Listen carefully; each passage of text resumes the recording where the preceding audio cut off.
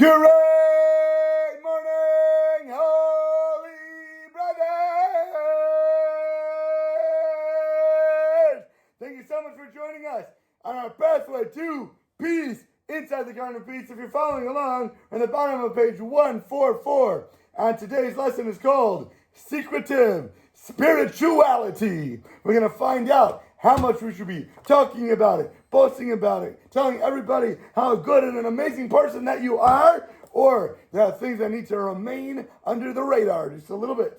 Here we go. Important warning.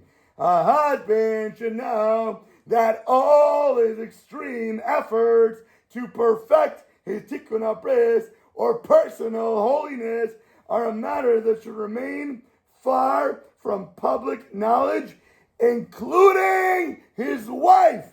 You do not need and should not be talking about this with her or other people. A husband should never tell his wife that he aspires for more holiness or abstinence from bodily physical pleasures, because she will likely misunderstand him. First of all, if you're going to do something, don't brag about it. Don't boast about it. As we learned from Abraham, he didn't tell them he was going to give them a 5-course meal. He didn't tell them he was going to give them an animal for every person, each guest. He said, what? A little bread, a little water, whatever it might be.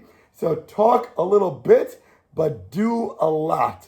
That is the lesson we should always take with us in life.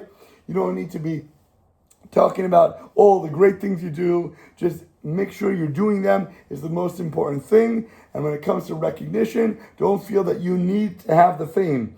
Your wife will think that you, God forbid, don't love her, and you're looking for reasons to shirk your conjugal responsibilities and physical relations. She might think that, oh my gosh, he doesn't love me anymore. He doesn't think I'm pretty anymore. She's going to take it very personally. A wife does not want to pay the price for her husband's holiness. Personal prayer to God, to Hashem, while asking for true holiness and freedom from lewd thoughts and downright despicable desires is the best way to seek this holiness.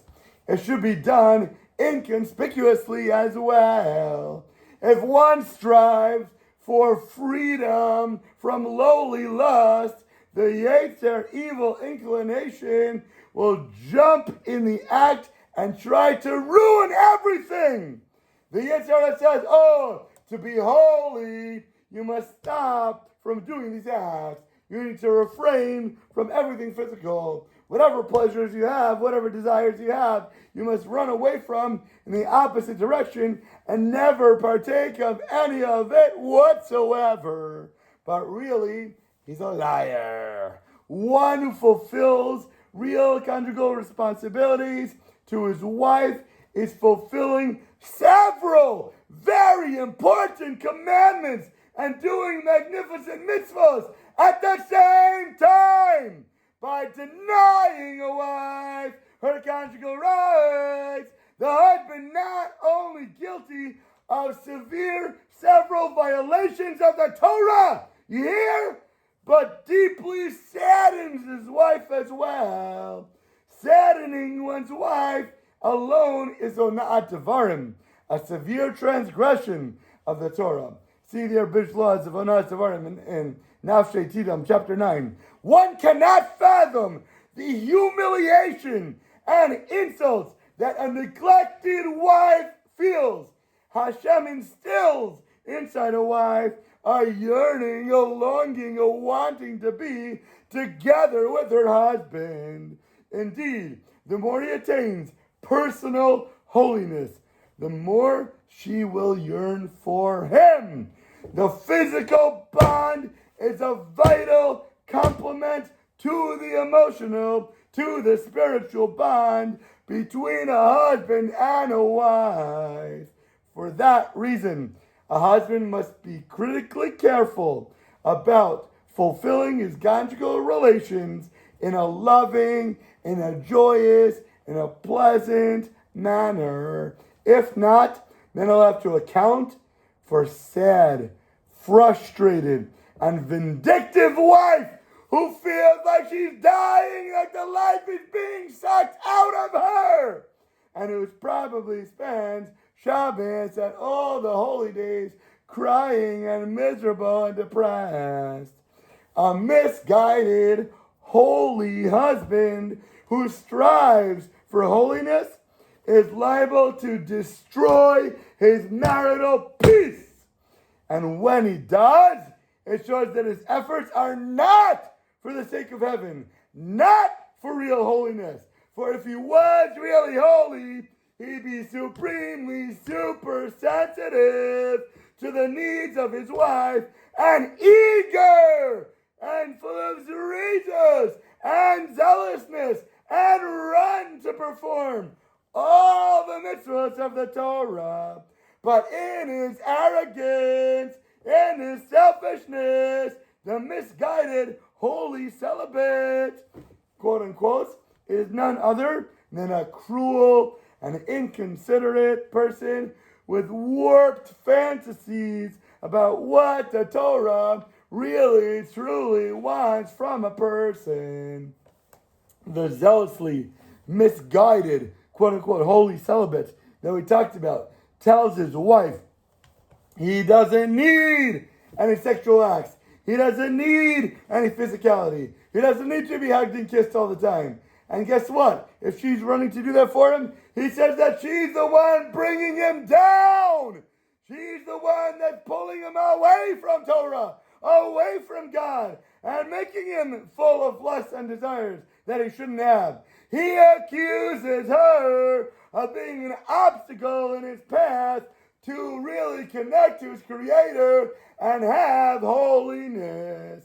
He injects her with the venom of guilt until she becomes totally frustrated and starts persecuting herself for the very desires that Hashem, that God, instilled inside of her for goodness, for amazingness. And all of a sudden she's bewildered. What's going on?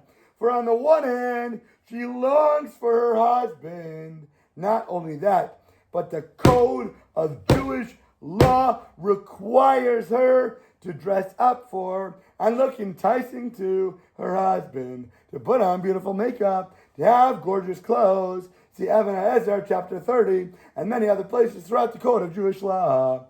On the other hand, she now has feelings of guilt that she is in the wrong, for she thinks that she's the obstacle. She's the one obstructing him from having service of God. And such an unfortunate wife finds herself in a dangerous whirlpool of frustration and crazy confusion. And the result, that the quote-unquote holy celibate ends up destroying his home and knocking down his marriage. And his wife's sanity is gone with his own two bare hands. The Yetzer Hara has yet another ploy to trap the gullible, miserably misguided husband that wants to be quote-unquote holy. He says, ask your wife, but politely, to share in your aspirations of being a tzaddik, of being a righteous person.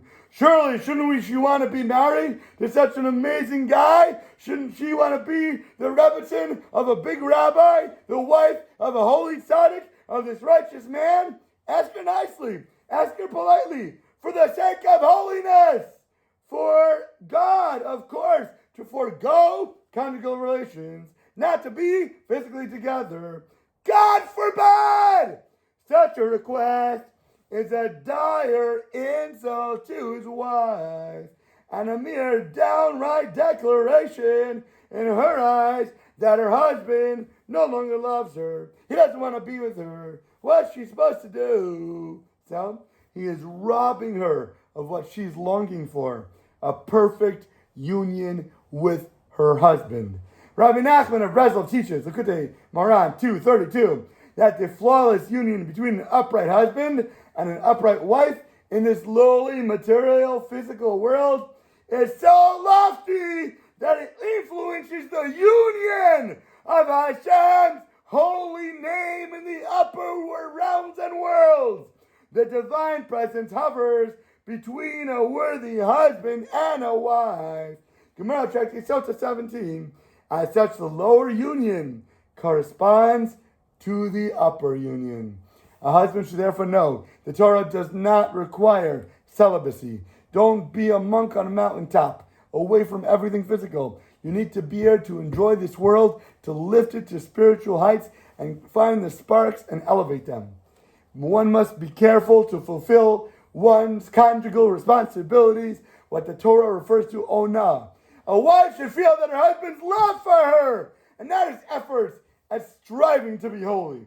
Once again, a husband that desires to be truly holy in thought and speech and deed should be doing so by way of extensive personal prayer. One should never be demonstrative, and one should never demonstrate about striving for holiness. Do not tell your wife, oh, I want to be amazing, I want to be awesome. Just do it! Shut your mouth and act properly and do it. The mitzvah of onah, or periodic conjugal relation, should be done with extreme joy and absolute pleasure. A husband should never be sad, never be depressed, especially when with the wife. En contraire, he should be gentle, he should be loving, he should be considerate, he should be kind, and be happy to be with her. His thoughts should be uplifted, and he should desire to gratify his wife, desire to make her happy, to be fulfilled. Before conjugal relations, one should pray to God and ask for assistance in fulfilling this mitzvah in the proper manner and the most polite way. Yes, pray to God not to get lost in the lust. Pray to God to do it for her, to make her extremely happy. Indeed, the more a husband nullifies his own lust and knocks down his own ego, the more he can be patient with and be involved in fulfilling his wife's pleasures. That's the way to truly make her happy. In summary, one can only attain true holiness by fulfilling one's conjugal responsibilities properly, not by abstention, not by holding back, not by not giving to your wife. A husband's job is to overcome bodily lust, a spiritual level that anyone, any single person can actually attain. See Rabbi Nachman's Discourse in 17. Personal holiness, Shemirat Habris, watching your eyes. Be careful what you're looking at on the screens, on the newspapers, and people walking down the street. When you are actually guarding your gates, that is the foundation of all beautiful, bountiful blessings that become abundant and the gate to success in this world and the next. And with that, have an audaciously amazing rest of your day. Dun, da, da, da.